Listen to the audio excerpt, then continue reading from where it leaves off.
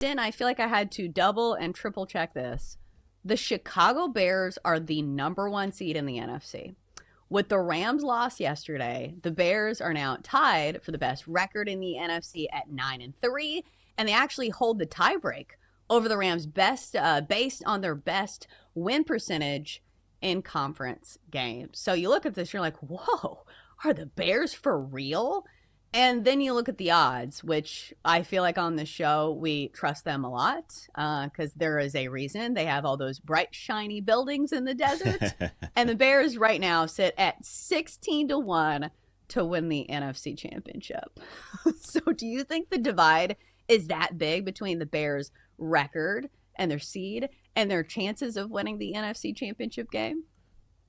Absolutely. Yes. I do not watch the Bears and think, that's a great team right there. Wow, what a number one seed in the NFC. That's a championship. I have not said that a single time in watching them, and there's no amount of shirtless Ben Johnson content that is going to make me change my mind. Was it lit in the locker room after that one? Yeah, it was lit in the locker room after that one. But you played a Philadelphia team that hasn't been able to find its own rear end in weeks on offense.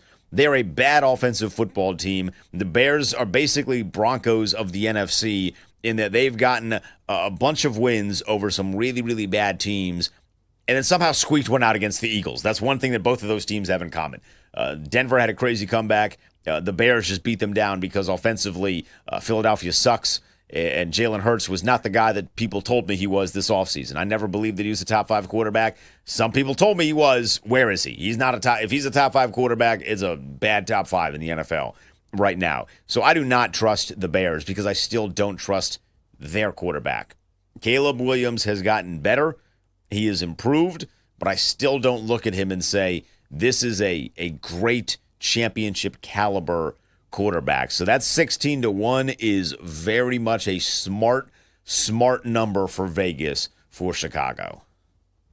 Yeah, and it feels like we've seen this template in years past where teams have these great records, like maybe not the best record in the NFC, where they win all these close games by a tight margin, and then they get to the postseason, and it feels like, the fraud alert is on and they lose in the first round. We saw it with, I think it was the same year where it was the Vikings and the Giants, the year that Brian Dable was named coach of the year, and they won all of those tight games. And so I think a good metric to look at for some of these teams were like, hey, so they have all these wins, but how dominant have they really been? Like if you look at Chicago, an average scoring margin, they sit in 16th place in the NFL. So their scoring margin is plus a half point. To put that in perspective, Seattle has the best scoring margin in the NFL at 11.1 points per game, which means how many points are they winning these games by? Are they close? And I understand sometimes you can pad these numbers against bad teams, but still to have a 9-3 record and only have a scoring margin of plus a half point, I think there's your fraud alert there when you see those type of numbers for a team that's been winning a bunch of close games. Yeah, so you just said you can pad those numbers against bad teams. Well, Chicago has played a bunch of bad teams, and they're not padding the number. So that's like the perfect amalgamation of the point that you're making there. I mean, I'm looking at them. Their literal just on the season difference is +6, which compared to like Philadelphia, who's not very good, they're +21. Seattle is +133 in differential throughout the course of the year. Los Angeles is +124. I mean, what is Chicago going to do when they have to match up against a team like Los Angeles, where they're good at every position? Now, I know it wasn't the best week for them against Carolina. It was the one game where Matt Stafford didn't play like the best player in the world, and Bryce Young has really come into his own a little bit, but Los Angeles is good at every single side of the football, and they don't make a lot of mistakes. I think that's the one thing that has been very much in the Bears' favor is they have run into not just bad teams, but a lot of teams that have made a lot of mistakes. And the good teams in the NFC don't do that very often. So I don't know that Chicago will be able to hang. Like, even if you know this, I'm not a big Sam Darnold guy in the postseason. He's had a good season this year. There's no doubt about that. but I still have some question marks about him in the postseason.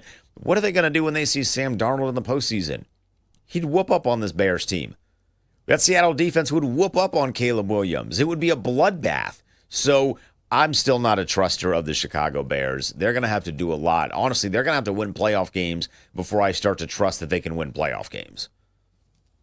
It does feel like they need to get to that next level before. Like, I always feel like it's almost like a stepping stone where you have to at least make the playoffs and like win a playoff game before you can go deep in the postseason. But it's such a wonky year where it just feels like the circle of trust is very small.